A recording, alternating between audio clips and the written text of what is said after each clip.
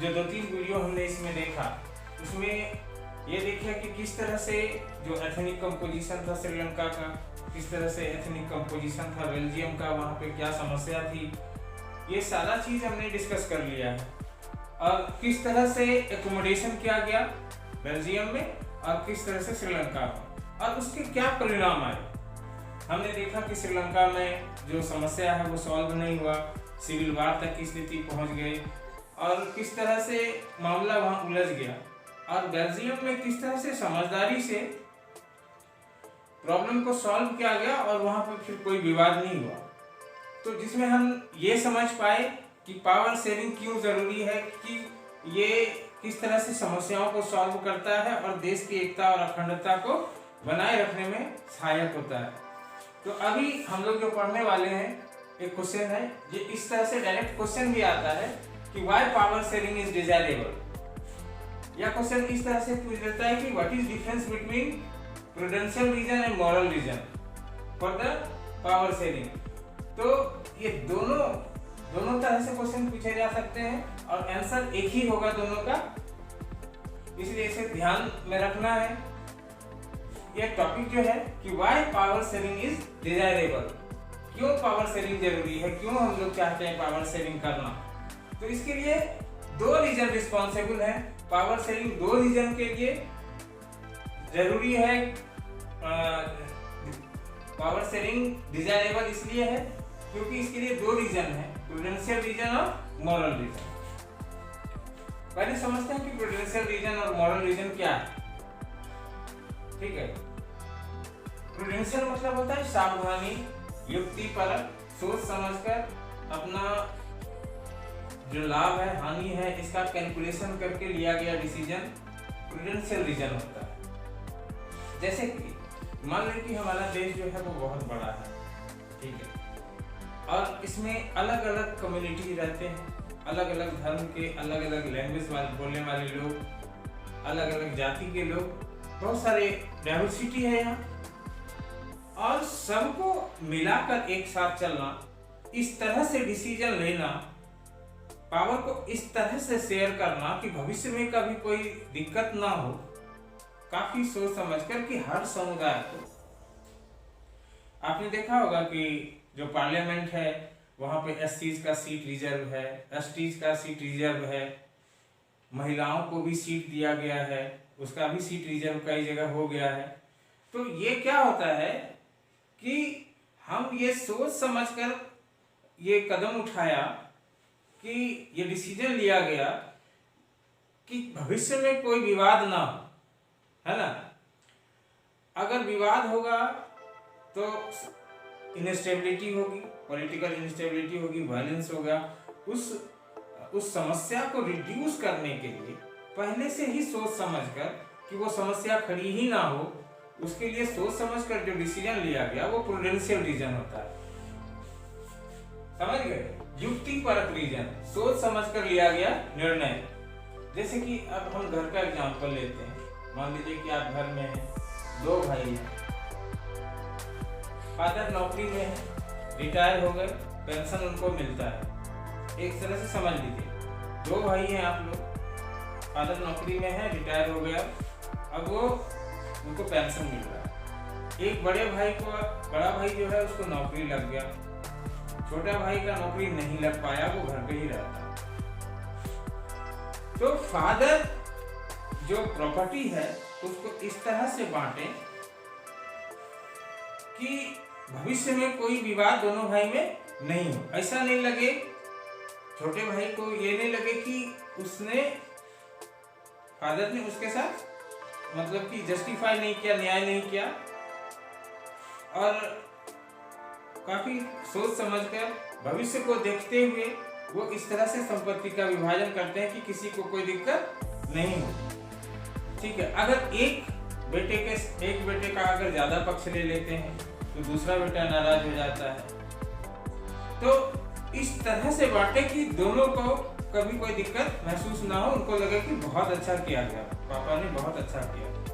तो जो निर्णय लाभ हानि का कैलकुलेशन करके लिया जाता है, भविष्य को देख के लिया जाता है, वो होता है प्रूडेंशियल रीजन। ठीक है। तो ये क्या करता है, प्रूडेंशियल रीजन क्या करता है, it reduce the chances of conflicts. जो कॉन्फ्लिक्ट्स होने वाले हैं उसके चांस को क्या करता है, रिड्यूस करता है, घटाता है बिटवीन वेरियस सोशल ग्रुप्स। देश में भी उसी तरह से होते हैं, क्योंकि इंडिविजुअल से ही देश बनता है। तो देश में भी अगर जो गवर्नमेंट है वो किसी एक कम्युनिटी का अगर फेवर करने लगे तो क्या होगा कि दूसरा कम्युनिटी नाराज हो जाएगा। तो प्रूडेंशियल रीजन में हर कम्युनिटी का ध्यान रखते हुए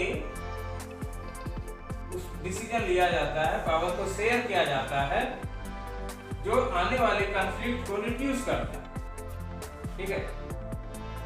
कॉन्फ्लिक्ट्स में क्या होते हैं, वायलेंस होता है, हिंसा हो जाती है।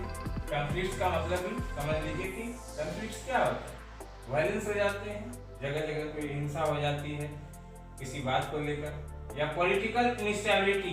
अगर वायलेंस हो गए तो राजनीतिक अस्थिरता भी पैदा हो जाएगी। उसमें क्या होगा कि संघर्ष ज्यादा बढ़ जाएंगे, सरकार गिर जाएगी, गठबंधन का सरकार बनेगा, फिर सब लोग अलग हो जाएंगे और इस तरह से राजनीतिक अस्थिरता पैदा हो जाएगी जो देश के डेवलपमेंट के लिए खतरनाक होगा।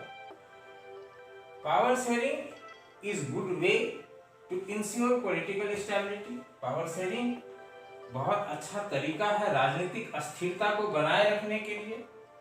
Power sharing will bring better outcome, और पावर शेयरिंग अगर ढंग से किया जाए तो ये अच्छे रिजल्ट देते हैं। तो ये तो हो गया कि सोच समझ के जो लिया गया निर्णय था जिससे कि देश में कॉन्फ्लिक्ट ना हो, किसी तरह का कोई विवाद ना हो, कोई भी कम्युनिटी नाराज ना हो, इस बात का ध्यान रखते हुए पावर को शेयर किया गया। ठीक है। अब है मॉरल रीजन।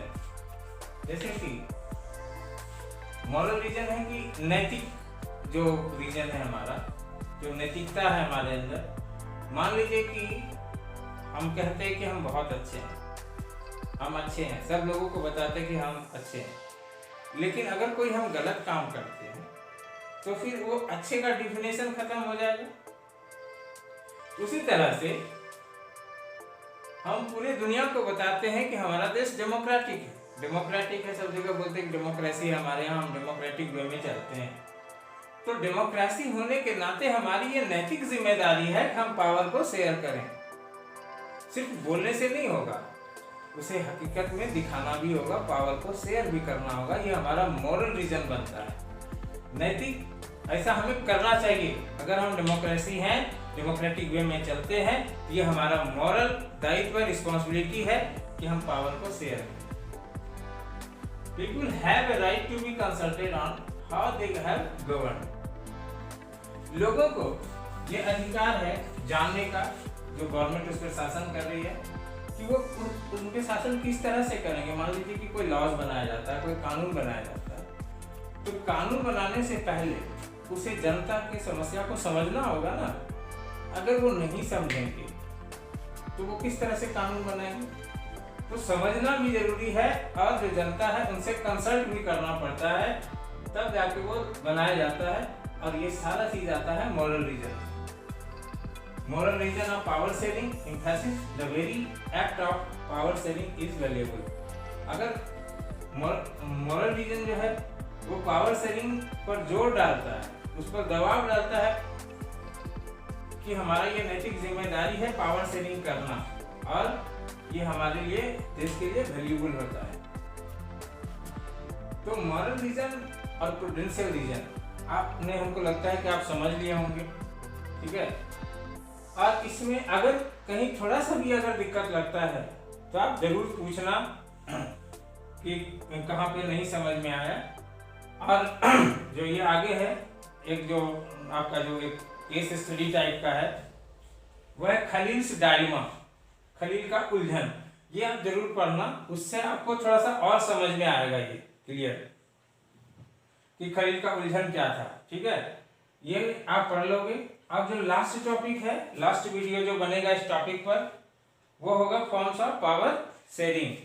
किस तरह से, मतलब कि पावर जो शेयर किया जाता है तो वो कितने रूप में किया जाता है, किस तरह से किया जाता है। फॉर्म्स ऑफ पावर शेयरिंग, 4 तरह के पावर शेयरिंग के बारे में पढ़ेंगे। 4 तरह के फॉर्म के में तो ये अगला वीडियो में हम लोग डिस्कस करेंगे। और अभी कल हो सकता है कि आज जो हो सकता है कि इसके साथ हम क्वेश्चन भी देंगे कुछ ऑब्जेक्टिव टाइप का बनाने के लिए, तो ये वीडियो के साथ आप उसको बना के भी भेजना, ताकि हम ये समझ सकें कि आप कितना समझ पाए इस चैप्टर में। ठीक है, तो स्टूडेंट आप वीडियो देखना और साथ में बुक भी पढ़ना, और तब तक हम मिलते हैं फिर अगले वीडियो में। तब तक के लिए बाय एंड थैंक यू।